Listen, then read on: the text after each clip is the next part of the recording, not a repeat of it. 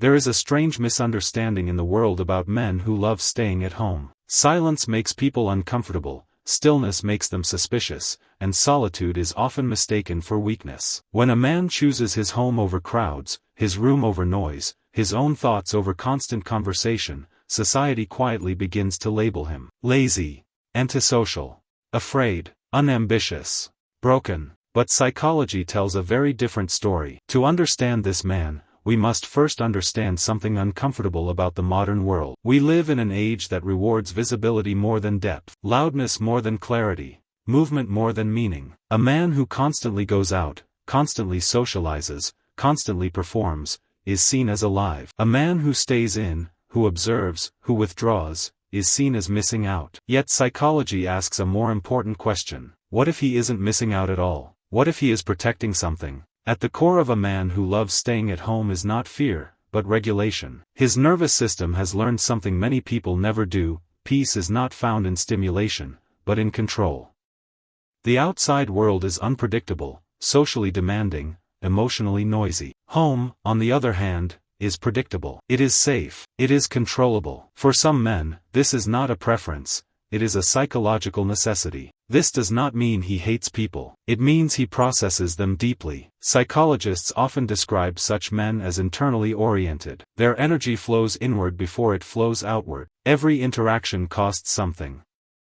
Every conversation pulls attention, emotion, and cognitive effort. When the cost outweighs the reward, withdrawal becomes intelligence, not avoidance. There is also a strong relationship between introspection and solitude. Men who enjoy being at home often have rich internal worlds. Their thoughts are not empty, they are crowded. Ideas loop, memories replay, future scenarios build themselves without invitation. Silence does not bore them, it gives these thoughts room to breathe. And this is where the misunderstanding begins. The world sees stillness and assumes emptiness. Psychology sees stillness and recognizes depth. Many of these men learned early in life that the world does not always respond kindly to emotional expression. So they adapted. Instead of speaking everything, they learned to think it. Instead of reacting, they learned to analyze. Over time, home became the one place where no performance was required. No mask. No explanation. No emotional negotiation. Just being. Another layer often goes unnoticed: autonomy. A man who chooses to stay at home is often reclaiming control over his time. Outside spaces come with expectations: how to dress, how to behave, how long to stay, how much to talk. Home has none of these rules. For a man who values autonomy, this freedom is intoxicating. There is also the psychological concept of energy conservation. Some men are not fueled by chaos, they are drained by it.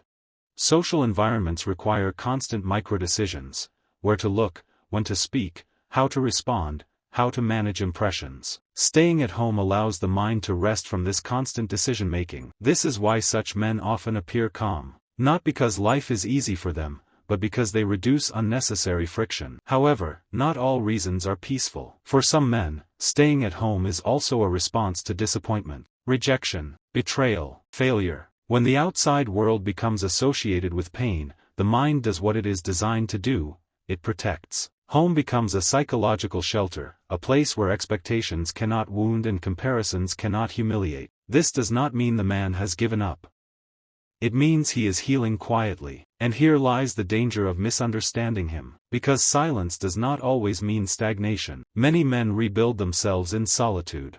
Skills are sharpened. Ideas are tested. Identity is rewritten away from judgment. Some of the most disciplined transformations happen behind closed doors, unnoticed and unannounced. Psychology calls this internal restructuring. The outer world sees inactivity. The inner world is under construction.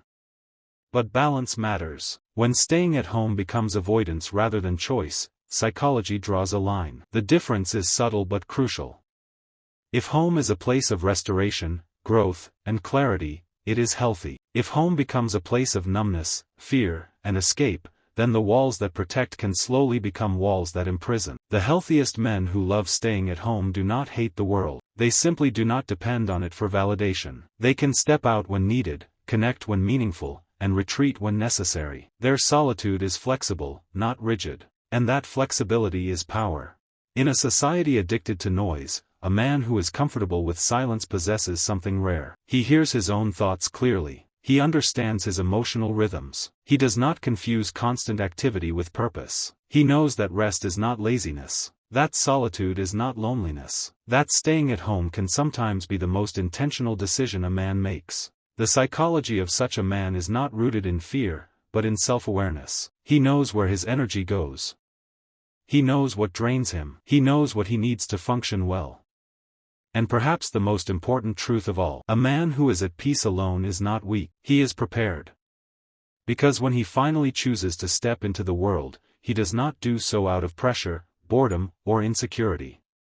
He steps out with clarity, with purpose, with boundaries. He is not escaping life, he is choosing how to live it. And that choice, made consciously, is one of the strongest psychological positions a man can hold. The man who loves staying at home is often most misunderstood at the exact moment he begins to change. From the outside, nothing looks different. The routine appears the same, the silence remains, the door stays closed, and so the world assumes nothing is happening. But psychology teaches us that transformation rarely announces itself. Inside, something is shifting. When a man withdraws from constant external stimulation, his mind begins to reorganize. Without the pressure to perform, impress, or react, he finally hears what he has been suppressing. Old thoughts resurface. Questions he avoided begin to demand answers. Who am I becoming? What do I actually want? Why do I feel drained by things that excite others? These questions are uncomfortable. Most people run from them. He stays. This is where solitude becomes dangerous, but also powerful. A man alone with his thoughts can either drown in them or learn to swim. The difference depends on one thing: awareness. The psychologically healthy man who stays at home does not numb himself endlessly. He does not disappear into distraction forever. Instead, he uses the quiet to observe himself, his habits, his fears, his emotional patterns. He begins to notice something most people never do. Many of his urges were never his own. The pressure to socialize, the need to be constantly available, the expectation to always appear productive. These were learned behaviors, not internal truths. In the silence of his home, those external voices weaken. And when they weaken, something unexpected happens. He begins to feel relief. This relief is often mistaken for laziness by others, but psychologically it is the release of chronic stress. His nervous system, no longer in a constant state of alertness, begins to settle. Cortisol levels drop, thoughts slow. Sleep improves. The body finally exits survival mode.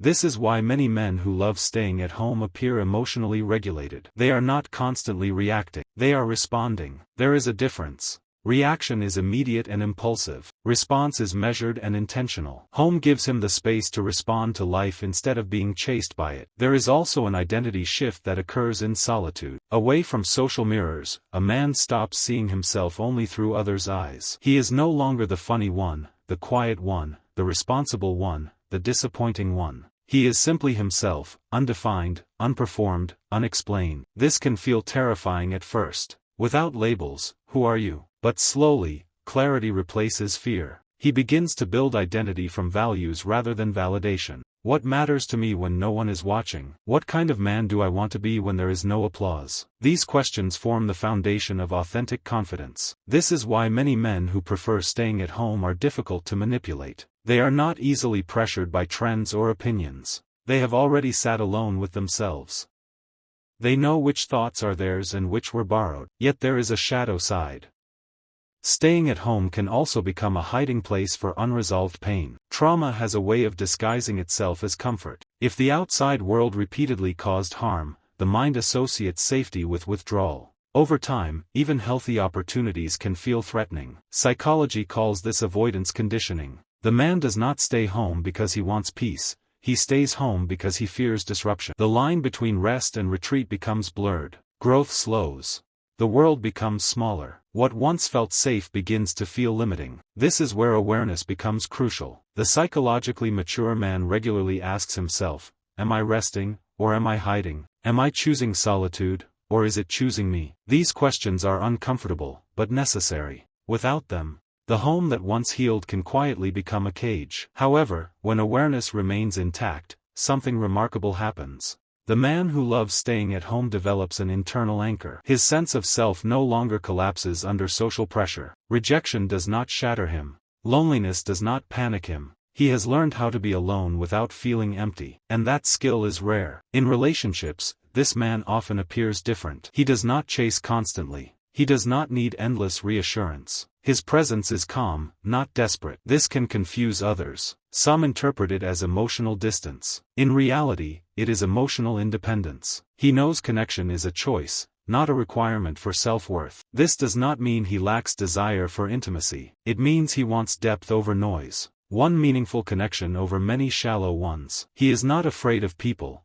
He is selective with his energy. Psychologically, this selectivity is a sign of maturity. A man who has made peace with solitude does not fear being misunderstood. He has already misunderstood himself and worked through it. External judgment loses its power when internal clarity is strong. And here lies the quiet strength of such a man. While the world rushes outward, he builds inward. While others chase stimulation, he cultivates stability. While noise dominates culture, he chooses silence strategically. He understands something few people ever realize. Life is not lived in crowds or isolation. It is lived in balance. Staying at home is not the end of his story. It is the chapter where he learns who he is without distraction. When he eventually steps forward, into work, love, creation, or purpose, he does so from a place of groundedness, not confusion. He is not late to life. He is preparing for it. Masculinity and solitude. How society mislabels quiet men. How this psychology shapes success and purpose.